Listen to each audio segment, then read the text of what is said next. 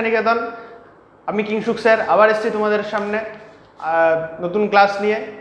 আজকের যেই টপিকগুলো পড়াবো সেটা হচ্ছে মেজারমেন্ট অফ ইনস্ট্রুমেন্টসের যেই জিনিসগুলো থাকবে সেটা হচ্ছে ইনস্ট্রুমেন্টেশন অ্যান্ড অ্যাক্সেসরিজ।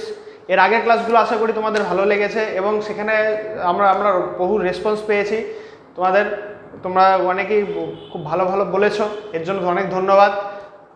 ভবিষ্যতে আরও ভালো করার চেষ্টা করব, আর তোমরা আমাদের ভুল ত্রুটিগুলো ধরিয়ে দিতে চেষ্টা করবে, তার জন্য অনেক ধন্যবাদ।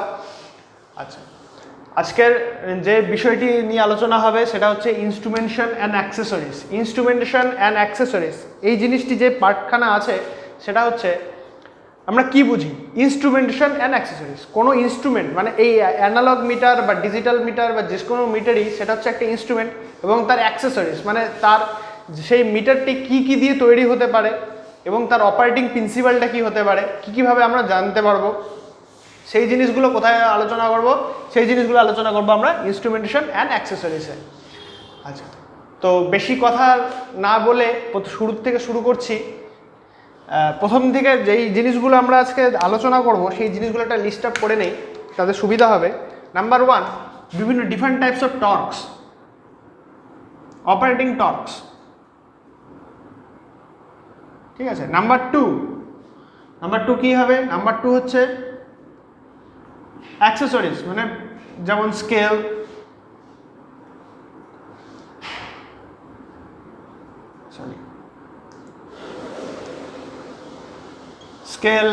Pointer, frame, etcetera. ঠিক আছে, তো এই দুটো জিনিস নিয়ে আজকে আমরা টপিকে আলোচনা করব। তার মধ্যে সবচেয়ে বেশি ইম্পর্টেন্ট এবং এক্সামের জন্য যেটা হচ্ছে সেটা হচ্ছে torque, different types of operating torques, যেটা ভেরি ভাইটাল তোমাদের জন্য, যে কোনো পরীক্ষা, জুনিয়র ইঞ্জিনিয়ার এক্সামের জন্য এবং পিএসইউ এক্সামের জন্য এই টর্ক, এই পার্টটি খুব দরকারি। তো শুরু করছি। ফার্স্ট টপিক হচ্ছে torque.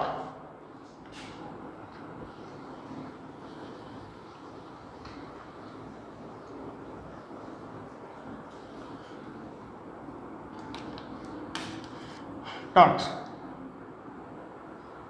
Operating torque, TORQE। Number 1, আমরা কি টাইপের টর্ক দেখতে পারি মিটারে, অ্যানালগ মিটারে?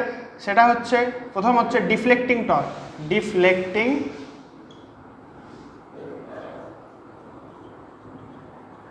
টর্ক। Number 2, controlling torque.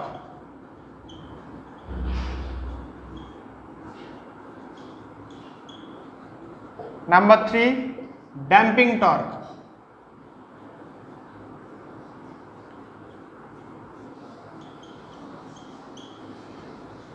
ঠিক আছে, তো তিনখানা আমাদের টর্ক থাকে, সেটা হচ্ছে ডিফ্লেক্টিং টর্ক, কন্ট্রোলিং টর্ক আর হচ্ছে ড্যাম্পিং টর্ক।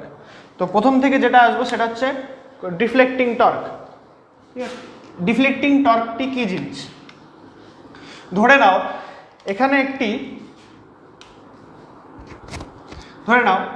এখানে একটি বেসিক একটি মিটার দেওয়া আছে, এই স্কেল,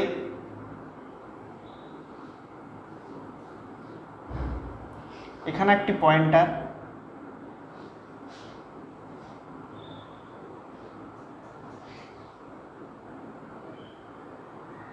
ঠিক আছে, এখানে 0 থেকে স্টার্ট হচ্ছে, n নাম্বার পর্যন্ত দিচ্ছে। ঠিক আছে, আমরা জানি না কি n এর ভ্যালু, যেটা খুশি হতে পারে।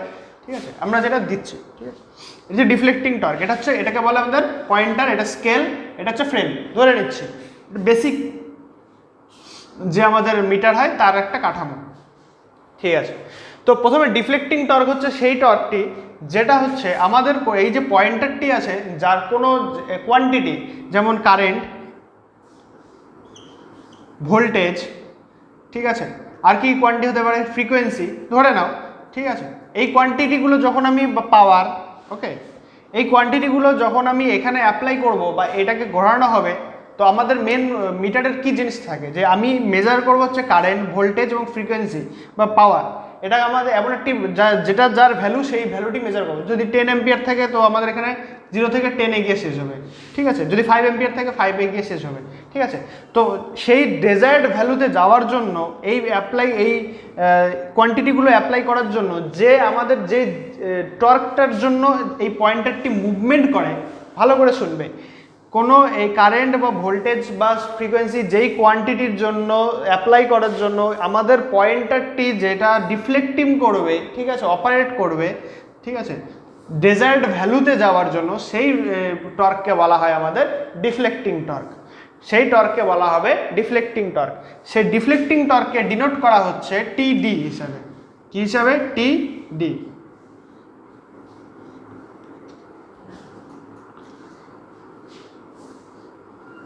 টিডি হিসাবে, ঠিক আছে, টিডি হিসাবে ডিফ্লেক্টিং টর্ক।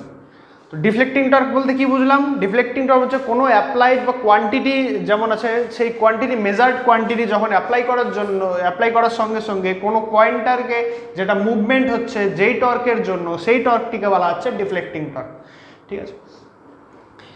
এটা হলো ডিফ্লেক্টিং টর্ক। এবার ডিফ্লেক্টিং টর্ক থেকে তুমি যখন দিচ্ছ, দেওয়ার পরে কি হবে, এটাকে যখন ধরে নাও এটাকে 0 পজিশনে ছিল, এবার তুমি 10 অ্যাম্পিয়ার দেওয়ার জন্য সেটা পৌঁছে গেল 10 অ্যাম্পিয়ারে, ঠিক আছে। তো এটাকে আমাদের ডিফ্লেক্ট করে গেল। কিন্তু প্রশ্নটা হলো ডিফ্লেক্টিং টর্ক তো আমি 10 অ্যাম্পিয়ার পেলাম, কিন্তু যেটা হয় সেটা হচ্ছে কোনো মিটারে যখন তুমি ডিফ্লেক্টিং টর্ক ক্রিয়েট করলে তখন কি করো, ও জাস্ট মুভমেন্ট করে দিচ্ছে, free movement.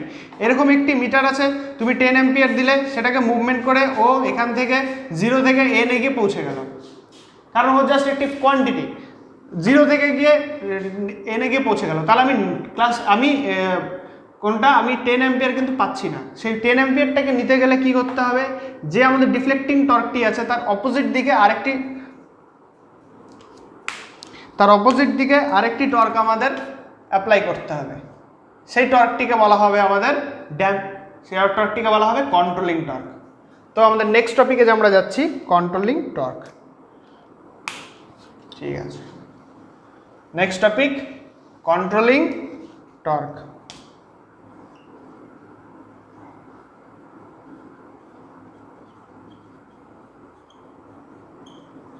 Controlling torque. Controlling torque তাহলে কি বললাম, যে ডিফ্লেক্টিং টর্কের অপোজিটের যে টর্কটি আমাদের ক্রিয়েট হয় কোনো সিস্টেমকে বা কোনো পয়েন্টারকে স্টেবল রাখার জন্য, সেই টর্কটিকে বলা হচ্ছে কন্ট্রোলিং টর্ক, যেটাকে ডিনোট করা হবে টিসি হিসাবে, ঠিক আছে। আশ্চর্যের বিষয় হচ্ছে যে টিডি যেটা ডিফ্লেক্টিং টর্ক ইকুয়ালস টু হতে হবে আমাদের সবসময় টিসি। যদি না হয় সেক্ষেত্রে কি হবে, যদি ডিফ্লেক্টিং টর্ক টিডি গ্রেটার দ্যান টিসি হয় তখন কি হবে, তখন আমাদের যে পয়েন্টারটি আছে সেটা 10 এ, যদি আমাদের ডেজায়ার্ড ভ্যালু আমরা চাই 10 অ্যাম্পিয়ার, কথার কথা ধরে নিচ্ছি, তাহলে আমাদের কি হবে, 10 অ্যাম্পিয়ারে না দাঁড়িয়ে সেটা হচ্ছে ইনফিনিটিতে 10 অ্যাম্পিয়ার থেকে বেশিতে চলে যাবে, ঠিক আছে। আমরা 10 অ্যাম্পিয়ার পাবো না, সেক্ষেত্রে আমাদের একটা এরর ক্রিয়েট হবে।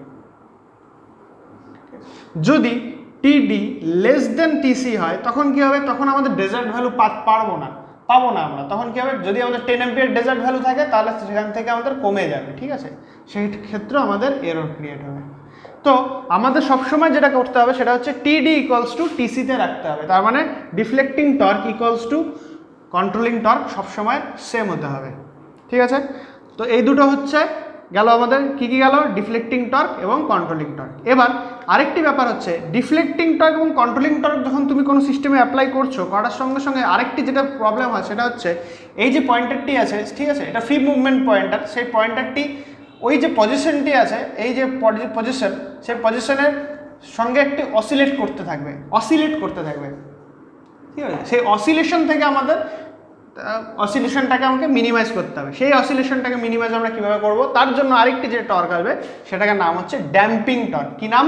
Damping torque. তো আমরা 3 নম্বর যে টপিকটি যাব সেটা হচ্ছে কি, ড্যাম্পিং টর্ক।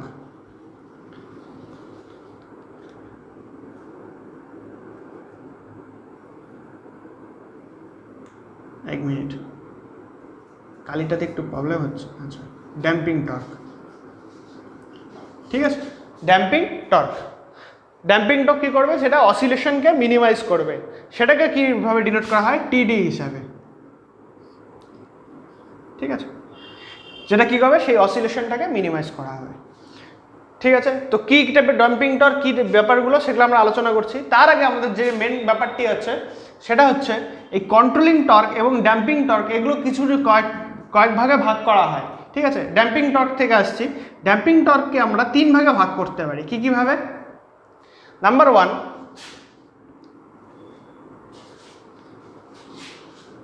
কি এয়ার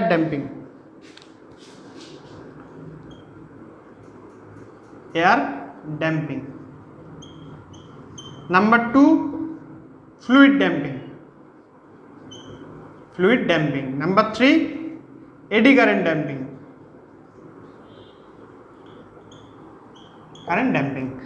এয়ার ড্যাম্পিং কি জিনিস? এয়ার ড্যাম্পিং হচ্ছে, ধরে নাও কোনো সিস্টেম, এই যে মুভমেন্টের যে পয়েন্টারটি আছে, ঠিক আছে, এই পয়েন্টারটি আমাদের কোনো একটা সিস্টেমে ধরে নাও যে সার্কেলের মতন একটি অ্যালুমিনিয়াম কপারের রাখা আছে, অ্যালুমিনিয়ামের একটি ভেন রাখা আছে, মানে সার্কুলার ডিস্ক, যার পাশে একটি গ্যাস চেম্বারের মধ্যে সেটাকে রেখে দেওয়া হয়।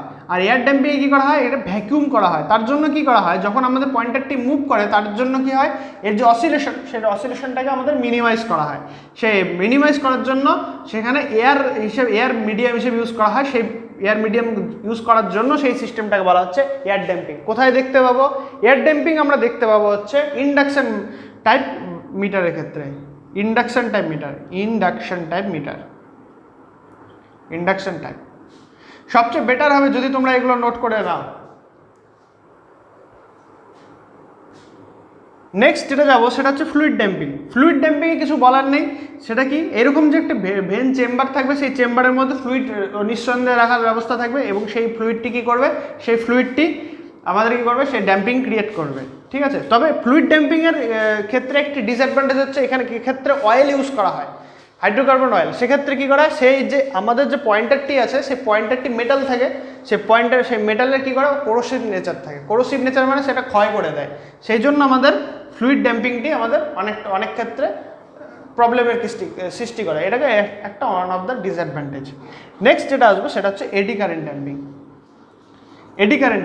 এডি কারেন্ট বলতে তোমরা আশা করি জানো কি জিনিস। ধরে নাও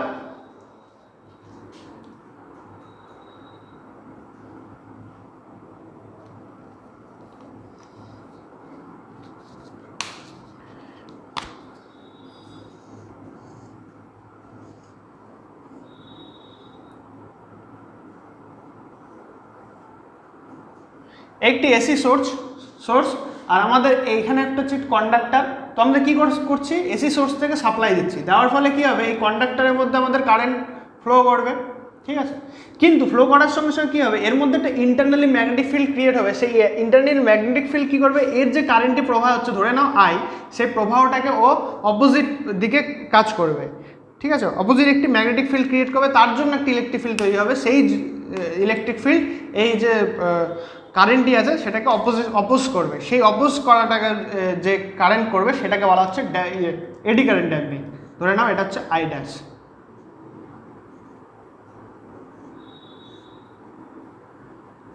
এটা হচ্ছে আই ড্যাশ। তো আমাদের কী হবে? তখন কী হয়ে যাবে? আই মাইনাস আই ড্যাশ হয়ে যাবে equals to I not.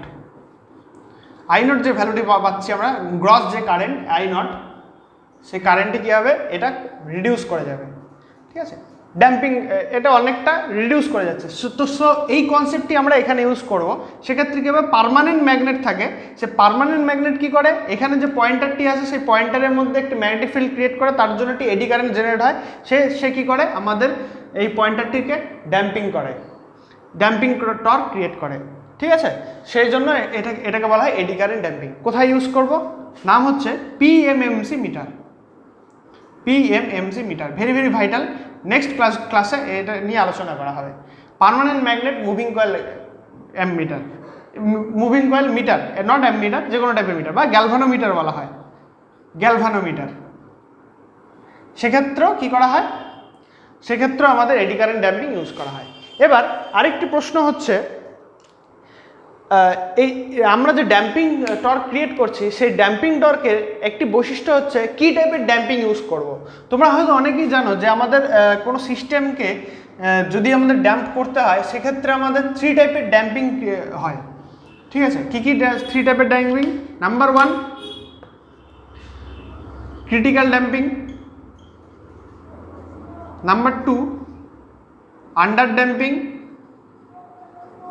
Number 3 over damping. Over damping কি কি? Number 1 critical damping, number 2 under damping, number 3 over damping. ঠিক আছে, critical damping, under damping, over damping. আমরা এর থেকে আমরা একটা ড্রয়িংয়ের মধ্যে দিয়ে একটা সুন্দরভাবে এটা বুঝবো কীরকম দেখাচ্ছি তোমাদের।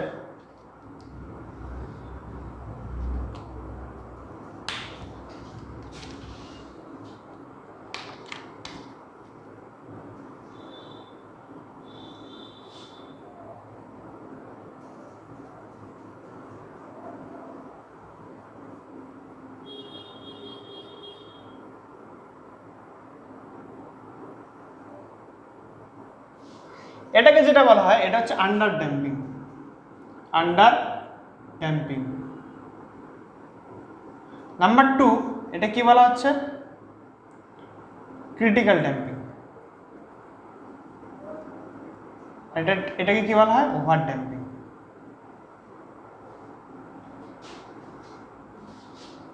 ঠিক আছে, তো কি কি আছে? Under damping, critical damping, over damping. ঠিক আছে, এবার প্রশ্ন হচ্ছে আমাদের কোনো ইনস্ট্রুমেন্টেশনে কি টাইপের আমরা ড্যাম্পিং ইউজ করব। সবচেয়ে প্রেফার্ড ড্যাম্পিং যেটা ইউজ হবে সেটা হচ্ছে আন্ডার ড্যাম্পিং। সো কোশ্চেন পরীক্ষায় আসে সেটা হচ্ছে আমাদের ইনস্ট্রুমেন্টেশনে আমাদের কী টাইপের ড্যাম্পিং ইউজ করা হয়। সেক্ষেত্রে আমরা তখন অপশানে থাকবে আন্ডার ড্যাম্পিং। আন্ডার ড্যাম্পিং সেটাতে আমরা দিয়ে দেব। ঠিক আছে, তো আন্ডার ড্যাম্পিং ইনস্ট্রুমেন্টেশনে ইউজ করা হয়। ওকে, আচ্ছা নেক্সট যেটা যাচ্ছি সেটা হচ্ছে তোমরা কন্ট্রোলিং টর্ক পড়লে কন্ট্রোলিং টর্ক 2 ভাগে ভাগ করা যায়। ঠিক আছে, কন্ট্রোলিং টর্ক 2 ভাগে ভাগ করা যায়।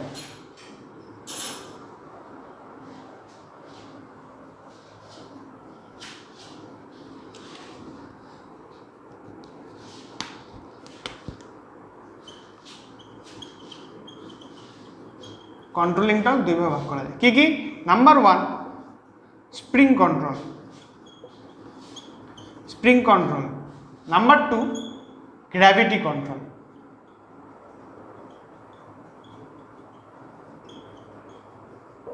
ঠিক আছে, এবার প্রশ্ন হচ্ছে স্প্রিং কন্ট্রোল কোথায় ইউজ করা হয়, এক এক করে দেখছি।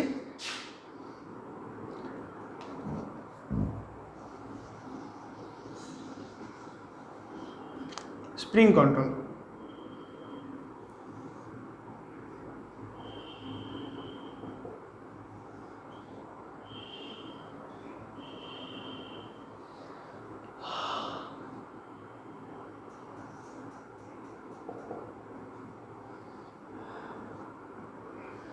এই হচ্ছে পয়েন্টার, এটা হচ্ছে স্কেল। এবার আমি স্প্রিং কন্ট্রোল ইউজ করা হয়, স্প্রিং ইউজ করা হয় এখানে। কি করে? এটা হচ্ছে তোমরা এই যে আমরা মুভমেন্টটি করছি তার অপোজিট দিকে একটা ফোর্স ক্রিয়েট করে, সেটা হচ্ছে এই স্প্রিংয়ের দ্বারা। সেই স্প্রিং দিয়ে করার জন্য সেটাকে বলা হচ্ছে স্প্রিং কন্ট্রোল। এবার প্রশ্ন হচ্ছে পরীক্ষা যেটা জিজ্ঞেস করে সেটা হচ্ছে এই স্প্রিংটি আমরা কীরকম টাইপের স্প্রিং ইউজ করব। ফার্স্ট কন্ডিশন হচ্ছে এটা হচ্ছে টেম্পারেচার যে কোফিশিয়েন্ট আছে সেটা হতে হবে মিনিমাম। কোফিশিয়েন্ট সবসময় মিনিমাম হতে হবে। কেন? যাতে এর মধ্যে টেম্পারেচার এফেক্ট না পড়ে। নাম্বার 2 কি হতে হবে? নাম্বার 2 হতে হবে এজিং এফেক্ট যাতে না থাকে। এজিং এফেক্ট কি? কোনো স্প্রিংকে প্রসারিত সংকুচিত করতে করতে বারবারই কি হয়, এই স্প্রিংটির যে দৃঢ়তা যে ক্ষমতা আছে সেটা নষ্ট হয়ে যায়। ঠিক আছে, তখন সেটাকে বলা হচ্ছে ageing effect.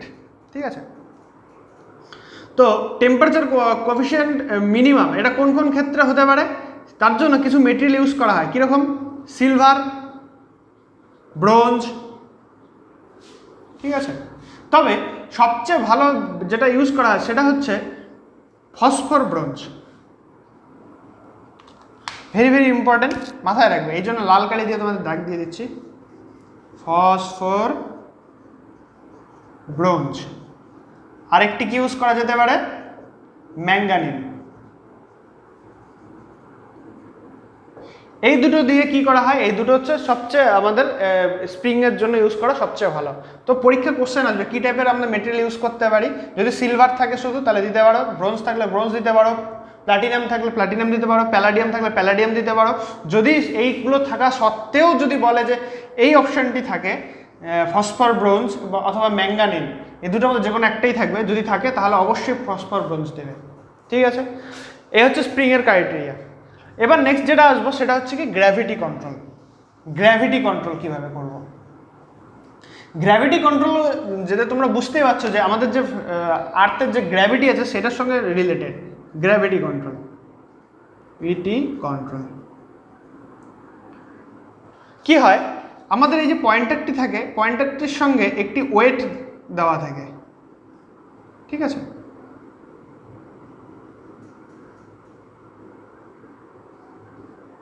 Zero one two এরকম একটা থাকে, তার সঙ্গে একটা পয়েন্টার দেওয়া থাকে।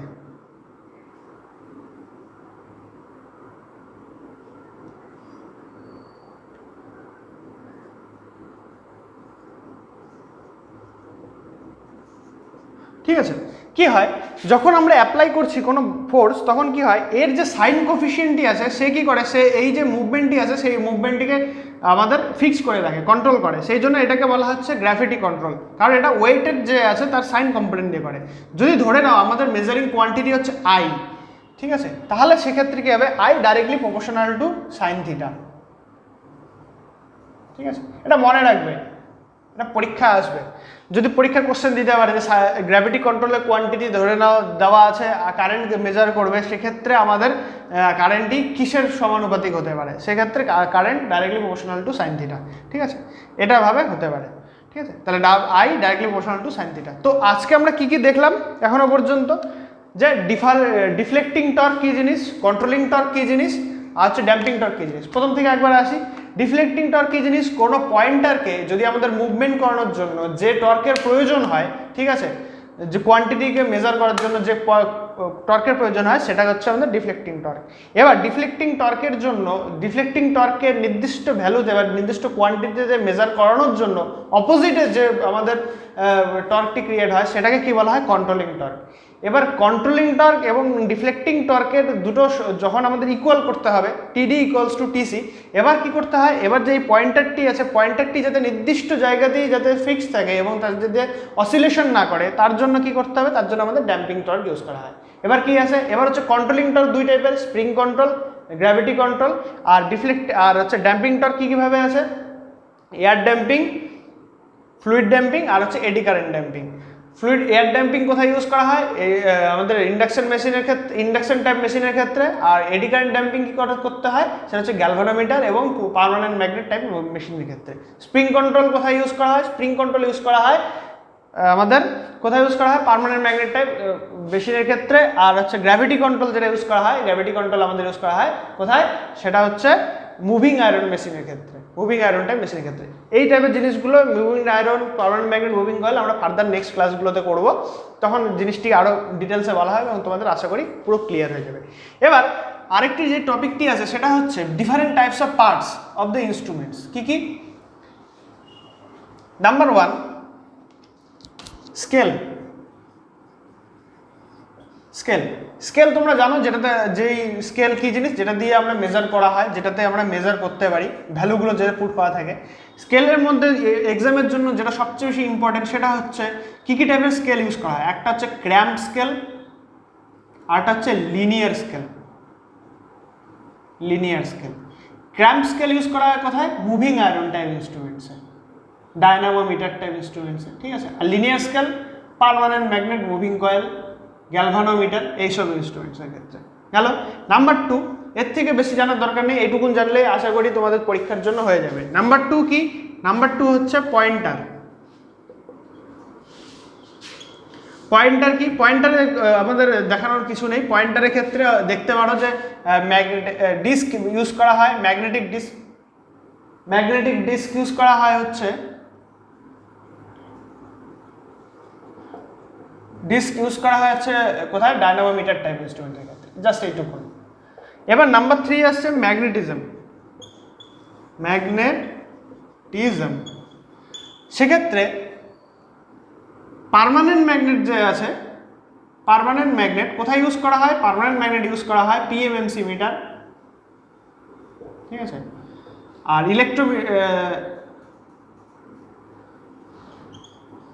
ম্যাগনেট ইউজ করা হয় কোথায় ইউজ করা হয়? Moving iron dynamometer. ঠিক আছে, নাম্বার 3 আছে কি, নাম্বার 4 ফ্রেম।